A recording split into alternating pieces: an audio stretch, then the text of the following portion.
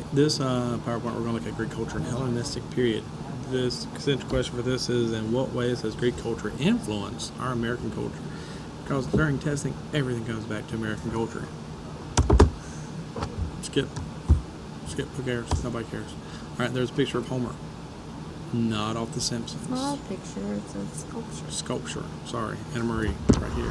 It says that is a sculpture. Well, it's a picture of a sculpture. It's true. Of Homer, and not of The Simpsons Homer. We're going about philosophy. What are the main focuses of Greek philosophy? Because these guys are sort of crucial. What's going on? Your main ones are going to be Pythagoras, come with the Pythagorean theorem. Think Walker or Cochrane. Talking about a squared plus b squared equals c squared. And the essence of the universe is found in music and numbers. Socrates liked to ask questions. Had a Socratic method when he just asked questions. Never really gave answers and just sort of asked these questions. He was put to death because he actually challenged the government of the time period. Plato, or who you might want to call Plato, questioned reality and came up. He was a student of Socrates who wrote the Republic about a just and rational state, which is sort of a key book. Aristotle, some call him Aristotle, examined the idea of, what is actually makes us happy and what type of government is the best. And he thought the best government was a constitutional government.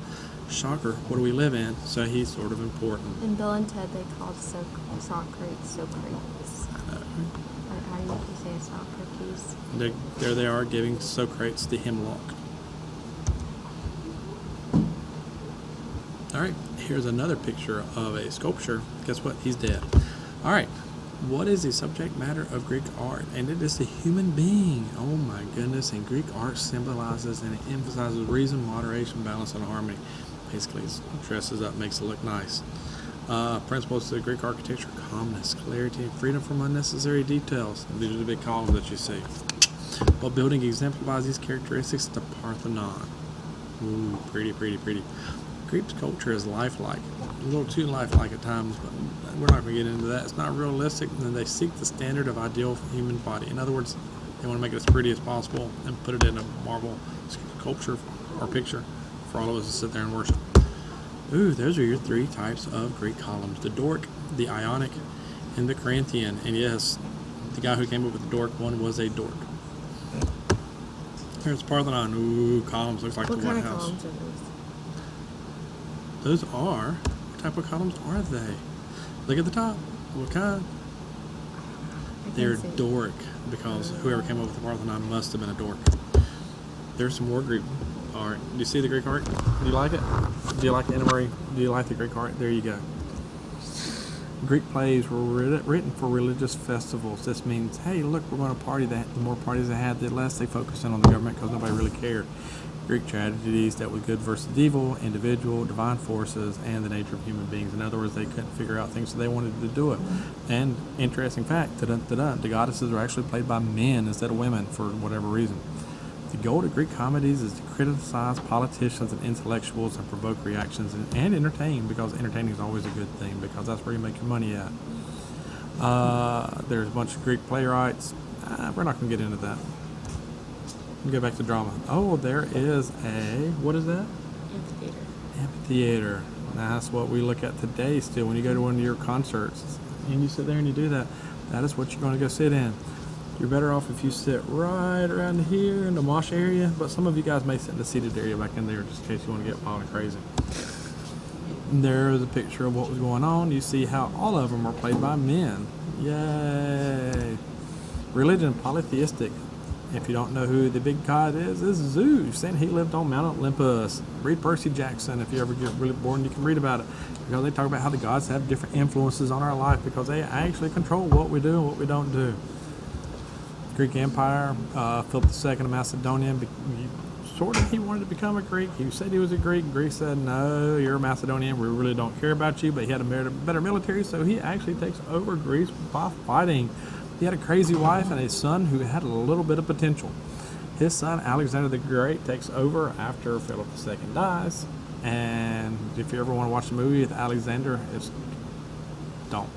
Alexander the Great was educated by Aristotle. So you see where Socrates taught Plato, who taught Aristotle, who taught Alexander the Great.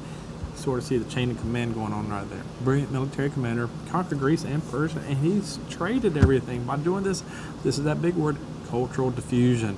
First time Greece was ever united, because until this time period, Greece was a bunch of city-states that just made up everything. But then this time period, with Alexander the Great, they became an empire. He was never defeated in battle, and he started spreading the culture around, cultural diffusion, because everywhere he went, he brought it with him. He dies of a fever after nobody could kill him, and the empire is broken up into 4 different parts. The empire sort of takes over the whole known world at the time period, even though China's over there doing their little deal. Nobody really knew about them because it was so far away. Hellenistic culture is basically Greek culture. It's a blend of Greek, Persian, Egyptian, and Indians, because they conquered all these people. So they just started putting everything together because it's easier that way. East meets west, and all these different areas had a key fact. Alexandria, everywhere where Alexander the Great went, he started, this isn't boring to you, he started building up cities, and they were all called Alexandria because they wanted to name them after who? Himself. And many people came together there. There is actually a library of Alexandria, which, if you want to get into history, is lost, and they were trying to find it because it supposedly held all the really crazy things that was going on in the time period.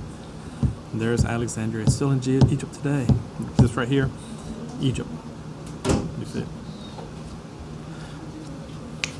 Archimedes developed the value of pi. I'm sure you like that. Pythagoras, geometry, and Hippocrates came up with the Hippocratic Oath. In other words, if you're going to be a doctor or somebody's dying, you got to sit there and help them out. Diseases come from natural causes. In other words, if you don't wash your hands, you're going to get sick. So wash your hands before you come into my class. Stoicism, Zeno, commonly accept what life brought. So we're actually going into, hey, look, life happens, life sucks, but you're going to live in harmony with natural laws. Cynics, they only value the important thing, which is probably money. Skeptics, the world is ever changing, nothing is certain, everything's going to crap. And that right there concludes Alexander and, say it, Anna Marie, what's that big word? Hellenistic. Hellenistic culture. Thank you guys, and we'll see you again.